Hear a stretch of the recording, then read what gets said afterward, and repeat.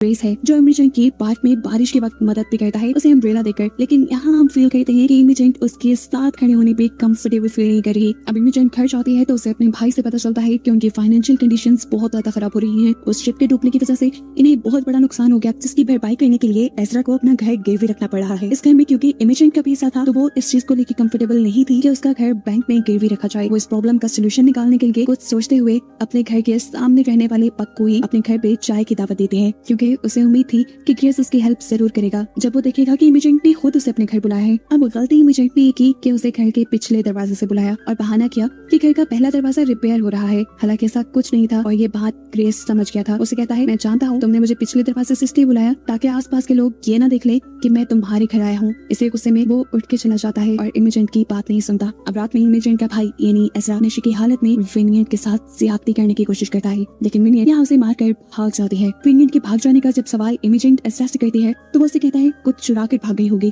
इस चीज के गुस्से में इमेजेंट उसकी कंप्लेन करने के लिए पुलिस स्टेशन पहुंच जाती है, जहाँ पर था फाइलो। पुलिस इंस्पेक्टर विनियट के बारे में गलत बात उससे बर्दाश्त नहीं हुई और उसने फैसला किया कि वो विनियट को आजाद करवाएगा। इसीलिए पहुंच गया वो एज़रा के पास उसका कॉन्ट्रैक्ट लेने और फिर उसे डरा धमका कर आखिर उसने विनियट को एज़रा की कैद से और एज़रा की गुलामी से आजाद करवा दिया। ये सब करने के बाद अब वो क्राइम सीन पे पहुंचता है। क्राइम सीन पे आकर उसे मिली एशलिन की लाश, जिसे बहुत ही ज्यादा बुरे तरीके से मारा गया था। उसको मारने के बाद उसका पेट फाड़ कर उसकी हाथों को जगह जगह फैला दिया था। ऐसा बुरा मर्डर उसने अपनी जिंदगी में पहली मर्तबा देखा था। हैरानी की बात थी, इतने अजीब मर्डर के पीछे कौन हो सकता था।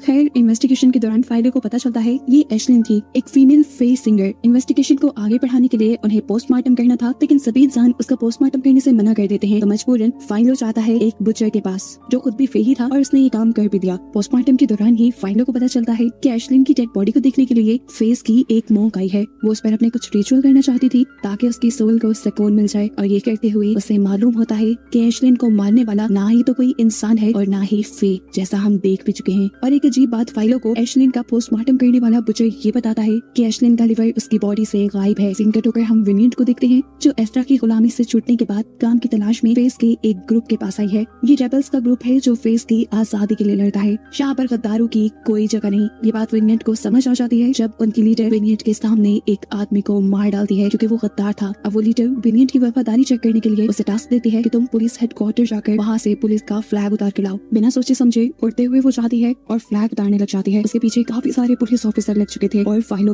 उसे रोकने की कोशिश भी करता है, लेकिन वो फाइलो को धमकी देती है, हट जाओ मेरे रास्ते से वरना मैं तुम्हारे। चैनल को सब्सक्राइब करो पहले, हाँ जल्दी करो। मुझे पता है कि आप लोग नहीं करते, वीडियो देखते हो लेकिन सब्सक्राइब नहीं करते। ये लाल कलर का बटन नहीं से दबाओ, जल्दी दबाओ, जल्दी दबाओ, फिर मैं शुरू करूँ। दबा दो जल्दी, दबा दिया, घंटी में दबा।